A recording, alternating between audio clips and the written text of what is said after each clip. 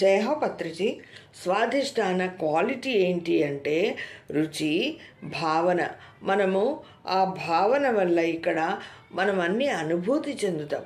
మార్పు చెందించుకునే తత్వం ఇది. భువర్లోకంతో కనెక్ట్ అయి ఉంటుంది. ఇక్కడ భువర్లోకంతో కనెక్ట్ అయి ఉంటుంది. ఈ చక్రం ద్వారా మనము సాధకునిగా మన ఆధ్యాత్మిక ప్రగతిని మరింత ముందుకు తీసుకెళ్ళచ్చు.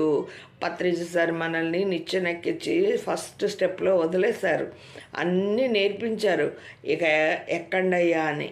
కాబట్టి మనం ధ్యానం ద్వారా ఇవన్నీ యాక్టివేట్ చేసుకొని పైదాకా వెళ్ళి సహస్రార స్థితిని పొందాలి. ఇది గోనాడు గ్రంథులతో కనెక్ట్ అయిన రెండవ స్ట్రాండ్ డిఎన్ఏతో కనెక్ట్ చేయబడి ఉంటుంది. ఇక్కడ ఓన్లీ చక్రాల గురించి కాదండి, మరి మన రచయిత అయిన స్వర్ణలత మేడం గారు డిఎన్ఏకి కూడా ఎలా కనెక్ట్ అయి ఉంటాయి అనే విషయాన్ని మనకి ఇక్కడ ప్రస్తావించారు. నేను అందుకనే ప్రతి చక్రంలో ఏ స్ట్రాండ్తో డిఎన్ఏతో ఆ చక్రం కనెక్ట్ అయి ఉందనేది చెప్తున్నాను, అది గమనించండి. ఇక్కడ దీని ద్వారా నేను ఏదైతే స్వీకరిస్తున్నానో ఉన్నదంతా ఒకటే, దీనిని నేను మేనిఫెస్ట్ చేస్తున్నాను, దీని ద్వారా నా సంబంధ బాంధవ్యాలను మంచి స్థితిలో ఉంచుకుంటున్నాను అని మనం చెప్పుకుంటూ ఉంటాం. ఈ సాధన సంకల్పం నెంబర్ 1లో నా స్వాధిష్టాన చక్రంలో ఉన్న అపరాధ భావం, తప్పు చేశానన్న భావన మూలాలతో సహా నా నుండి తొలగిపోవాలి అని కోరుకుంటాం.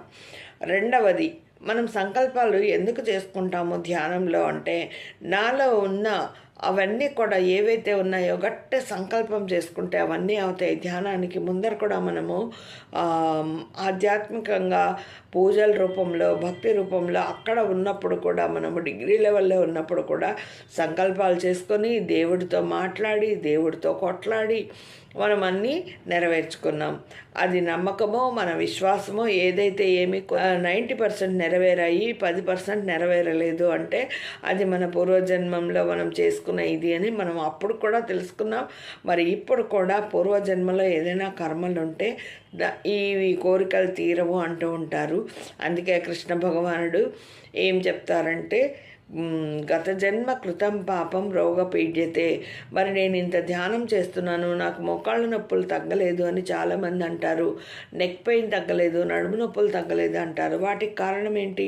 ధ్యానం చేస్తూ ఉన్నా కూడా తగ్గలేదు అంటే సాధన ఇంకొంచెం పెంచాలి. నెంబర్ 1. నెంబర్ 2, గత జన్మంలో మనం చేసుకున్నవి ఆ కర్మలు యాడ్ అయి ఉంటాయి, సంచిత కర్మలు తెచ్చుకుంటూ ఉంటాం. వాటన్నిటినీ రిలీజ్ చేసుకోవాలి.